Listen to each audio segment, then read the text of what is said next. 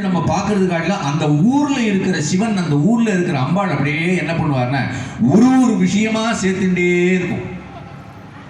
முதல்ல சிவன் என்ன பண்ணுவார்னா எல்லா பல்லக்கும் என்ன பண்ண இங்க இருந்து முதல்ல நந்தியம்பெருமான் போவார், ஐயாரப்பர் கூட போவார். அழகா இங்கிருந்து ஒரு சில சமயம் ஆர்டரா இருக்கும், சில சமயம் மாறும். ஆனா என்ன பண்ணுவாங்கன்னா பக்கத்துல திருப்பழனம்னு ஒரு ஊர் இருக்கு, திருப்பழனநாதர் போய் பார்ப்பார். திருப்பழனநாதர் தான் நாவுக்கரசர் போய், நாவுக்கரசர் அந்த பிள்ளை இவர் அப்பூதி அடிகளுக்கு வந்து தரிசனம் கொடுத்து, அப்பூதி அடிகளுடைய பையனை நாகம் தீண்டி, அந்த நாகத்தை தீண்டி திருப்பி காப்பாற்றி உயிர்ப்பித்து கொடுத்த ஒரு க்ஷேத்திரம், தண்ணீர் பந்தல் அமைத்த ஒரு க்ஷேத்திரம் அப்பூதி அடிகள். அந்த கோயிலுக்கு கூடுவார்.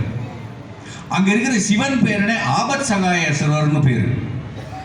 இந்த திருப்பழனத்துக்கு முதல்ல அப்படி போன உடனே இங்கேருந்து ஒரு பல்லக்கு அப்படி தேரும் ஒரு கோயில். அதுக்கு அடுத்து என்ன பண்ணுவான்னா மெதுவா திருவேதிக்குடின்னு ஒரு க்ஷேத்திரத்துக்கு போவா.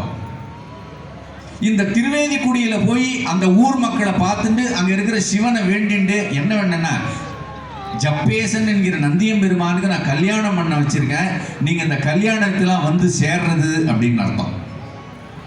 என்ன கல்யாணம் பண்ண வச்சிருக்கேன்னா, கல்யாணத்துக்கு என்னென்ன தேவைப்படும் சிவபெருமான் பாருங்க, இது மாதிரி தன்னுடைய நம்பிய தன்னுடைய சீடனாக இருக்கக்கூடிய தன்னுடைய வாகனனாக இருக்கக்கூடிய இந்த ஜீவனை கரையேற்றனே இவனை கல்யாணம் பண்ணனே, இவன் கல்யாணத்தை தாம் பொறுப்பெடுத்துக்கிறார்.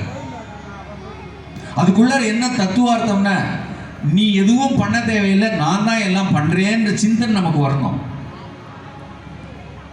லலிதா சகஸ்ரநாமத்துல ஒரு நாமம் அற்புதமா